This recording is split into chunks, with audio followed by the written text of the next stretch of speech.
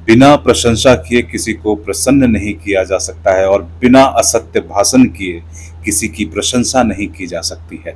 Doctor Johnson. नमस्कार दोस्तों, मेरा नाम हिमांशु राज है और मैं स्वागत करता हूं आप लोग सभी का ब्लू टाइज में। आज का शीर्षक है परमाणु ऊर्जा में बढ़ती आत्मनिर्भरता। दोस्तों, आज के एडिटोरियल में जो हम लोग आज बात कर रहे हैं वो परमाणु ऊर्जा को भारत सरकार के द्वारा जो तवज्जो दिया जा रहा है, हाल ही में जो बजट आया है उसमें परमाणु ऊर्जा को बहुत ही प्रोत्साहन दिया जा रहा है। उसी को प्रमोद भार्गव जी का ये आर्टिकल है और इन्होंने बहुत अच्छी बातें कही हैं, लिखी हैं। इसको हम लोग देखते हैं। इसमें ये लिखते हैं कि चालू वित्त वर्ष के आम बजट में सरकार ने लघु परमाणु संयंत्रों के लिए बड़े बजट का प्रावधान किया है। पहली बार निजी कंपनियों को समूचे देश में लघु परमाणु संयंत्र लगाने का अवसर दिया जाएगा। साथ ही मॉड्यूलर रिएक्टर के आधुनिकीकरण के लिए शोध और विकास पर खर्च किया जाएगा। इसका उद्देश्य देश में स्वच्छ और वैकल्पिक ऊर्जा को बढ़ावा देना है। साथ ही प्रधानमंत्री सूर्य घर निशुल्क बिजली योजना के तहत छतों पर लगाए जा रहे सौर संयंत्र पर भारत सरकार द्वारा दी जाने वाली छूट जारी रहेगी। अभी तक इस योजना के तहत 1.28 करोड़ परिवार पंजीयन करा चुके हैं और 14 लाख आवेदन विचाराधीन हैं। छोटे मॉड्यूलर रिएक्टर उन्नत परमाणु संयंत्र माने जाते हैं। उनकी बिजली उत्पादन क्षमता 300 मेगावाट प्रति इकाई है, जो पारंपरिक परमाणु ऊर्जा संयंत्रों की बिजली उत्पादन क्षमता की तुलना में लगभग 1/3 है। दोस्तों, यहां रुक कर मैं आप लोगों को बताना चाहता हूं कि जो स्मॉल रिएक्टर्स होते हैं, मॉड्यूलर रिएक्टर्स जो होते हैं, स्मॉल मॉड्यूलर रिएक्टर इनको बोला जाता है और इनकी क्षमता 20 मेगावाट से लेकर 300 मेगावाट तक होती है।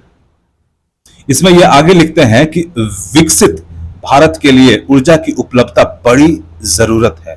इसलिए सरकार सिर्फ पारंपरिक ऊर्जा स्रोतों पर निर्भर नहीं रहना चाहती। सौर और पवन ऊर्जा पर सरकार पहले ही काफी कुछ कर चुकी है। अब ध्यान परमाणु ऊर्जा पर है। इनमें संभावनाएं अधिक है। आम बजट में ऊर्जा बदलाव के संबंध में एक नीतिगत दस्तावेज तैयार करने की बात भी कही गई है। इससे यह तय होगा कि भारतीय अर्थव्यवस्था में किस तरह पारंपरिक ऊर्जा की जगह धीरे धीरे अपारंपरिक ऊर्जा स्रोत का महत्व बढ़ रहा है। इसमें ऊर्जा क्षेत्र में रोजगार, विकास और पर्यावरण से जुड़े मुद्दों का समाधान निकलेगा। इस परिप्रेक्ष्य में निकेल, कोबाल्ट, तांबा, लिथियम जैसे धातुओं की आयात पर शुल्क घटाने की घोषणा की गई है। इन उत्पादों का प्रयोग परमाणु और सौर ऊर्जा के साथ दूसरे ऊर्जा उत्सर्जन उपायों में भी होता है। आयात सस्ता होने से भारत में इनका निर्माण करने में आसानी होगी। भारत में जहां अरसे से अटकी परमाणु बिजली परियोजनाओं में उत्पादन शुरू हो रहा है, वहीं निजी निवेश से परमाणु ऊर्जा बढ़ाने के प्रयास हो रहे हैं। पर प्रधानमंत्री ने गुजरात के सूरत जिले के तापी काकड़ापाड़ में 22,500 करोड़ रुपए की लागत से बने 700 मेगावाट बिजली उत्पादन के 2 परमाणु ऊर्जा संयंत्रों को फरवरी में राष्ट्र को समर्पित किया था।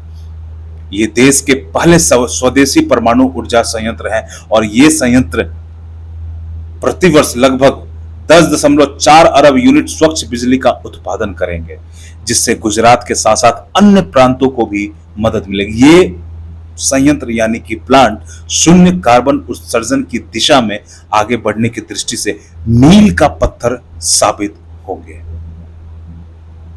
वहीं दूसरी तरफ भारत सरकार ने परमाणु ऊर्जा क्षेत्र में निजी कंपनियों से 26 अरब डॉलर का निवेश आमंत्रित किया है। यह ऐसे स्रोतों से बिजली बनाने की मात्रा बढ़ाने की दिशा में उठाया गया कदम है जो कार्बन डाइऑक्साइड का उत्सर्जन नहीं करते हैं। फिलहाल भारत में परमाणु ऊर्जा कुल बिजली उत्पादन का 2% भी नहीं है।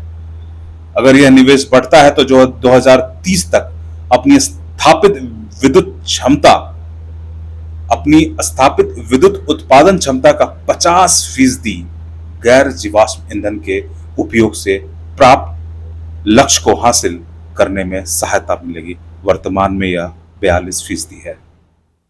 इस सिलसिले में परमाणु ऊर्जा विभाग और nuclear power corporation of India limited ने इस निवेश की बाबत बीते वर्ष निजी कंपनियों के साथ कई दौर की बातचीत की थी। सरकार को इस निवेश से 2040 तक 11,000 मेगावाट नई परमाणु बिजली उत्पादन क्षमता की उम्मीद है। फिलहाल NPCIL के 7500 मेगावाट की क्षमता वाले परमाणु ऊर्जा संयंत्र काम कर रहे हैं। इसमें और बढ़ोतरी के लिए 1300 मेगावाट बिजली उत्पादन का लक्ष्य रखा गया है, जो निवेश से संभव हो सकेगा। निजी कंपनियों के साथ परमाणु ऊर्जा विभाग की शर्तों में परमाणु संयंत्रों के उपकरणों के साथ भूमि और पानी के प्रबंधन पर होने वाला खर्च कंपनियां उठाएंगी। हालांकि संयंत्र के निर्माण, संचालन और उसमें प्रयुक्त होने वाले ईंधन का अधिकार NPCIL के पास होगा। निजी कंपनी इन संयंत्रों में बनने वाली बिजली बेचकर राजस्व प्राप्त करेंगी और NPCIL परियोजना के संचालन का शुल्क वसूल करेगा। इससे सरकार और कंपनी दोनों को लाभ होगा। साथ ही बड़ी मात्रा में नए कुशल और अकुशल रोजगार का सृजन होगा। परमाणु ऊर्जा परियोजनाओं का विकास या हाइब्रिड नमूना परमाणु क्षमता स्थापित करने में भविष्य में अत्यंत मददगार साबित होगा। फिलहाल हमारे यहां 2 तरह के परमाणु रिएक्टर हैं। एक गर्म पानी का, जिसे बॉइलिंग वाटर रिएक्टर कहते हैं, और दूसरे को प्रेशराइज्ड हैवी वाटर रिएक्टर कहा जाता है। इनमें प्राकृतिक यूरेनियम का प्रयोग होता है। यूरेनियम के अणुओं के विखंडन के लिए पहले रिएक्टर में अति उच्च दाब और तापमान में पानी को खौलाया जाता है, इसमें जिससे अणु विखंडित होकर ऊर्जा में परिवर्तित होते हैं। इसे टरबाइन ब्लेड से चलाने की प्रक्रिया के साथ ऊर्जा उत्सर्जित होने लगती है। दूसरे रिएक्टर में ऊर्जा पानी के भारी दबाव से बनती है और इसमें बहुत अधिक पानी की जरूरत होती है, इसलिए ये संयंत्र समुद्री तटों पर लगाए जाते हैं।